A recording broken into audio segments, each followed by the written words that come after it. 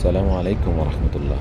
মসজিদে নববীতে যারা আসছেন তারা লক্ষ্য করছেন সাদা রঙের যে টাইলসটা দেখা যাচ্ছে, এই টাইলসটা গরম হয় না, এই টাইলসটা সবসময় ঠান্ডা থাকে।